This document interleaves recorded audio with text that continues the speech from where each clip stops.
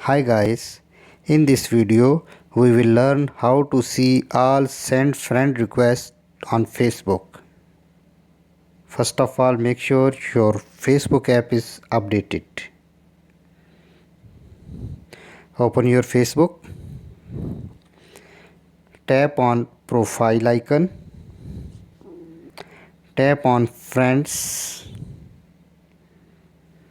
tap on see all option in the right corner.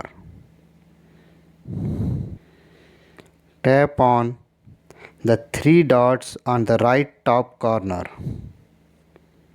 Tap on view send request,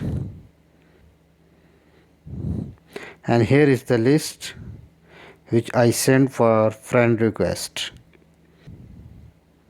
Thank you for watching this video and see you again.